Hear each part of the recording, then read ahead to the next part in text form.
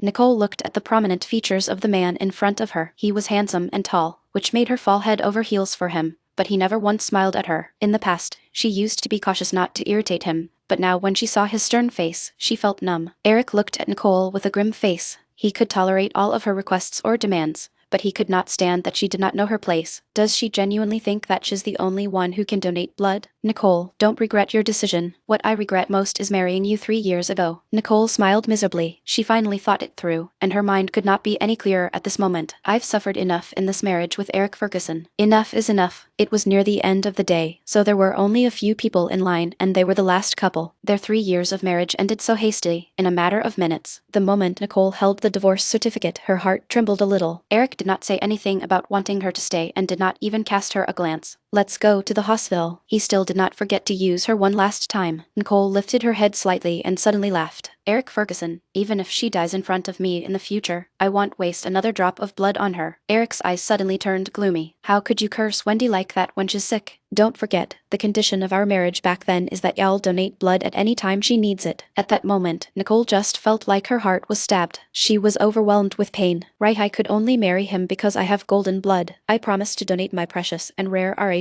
blood to Wendy Quad whenever she needed it. Nicole's gaze flickered as she looked at him, but the man's eyes only had his usual indifference. Her smile widened until she finally laughed with unbridled coldness. I should have understood long ago that to Eric Ferguson, I'm just a lowly walking blood bank. Eric Ferguson, I don't give a damn about being your wife. Don't worry, I'll donate my blood to her one last time and settle our accounts. She smiled enigmatically, then glanced at Eric and turned to leave. Eric's eyebrows were slightly knitted. He felt inexplicably irritable. He felt that there was something not quite the same with Nicole today, but he could not describe the feeling. It was like she was out of his control. In their 3 years of marriage, he thought that he already knew her well. She was clingy and persistent before they got married, but she became a meek and obedient wife after. Recently, Wendy needed more blood transfusions. He felt guilty about it, but Nicole had never refused, so he felt more relieved and thought of compensating her in other aspects. Regardless of her initial intentions of marrying him, Nicole was a good wife. Nicole suddenly asking for a divorce annoyed him, but it did not matter. Eric's dark eyes deepened as he got rid of the irritation in his heart. Forget it. She'll naturally come back begging when she can't survive on her own. Before Eric could say anything, Nicole hailed a cab by the roadside and went to the hospital. She found Wendy Quad's VIP ward and pushed the door open.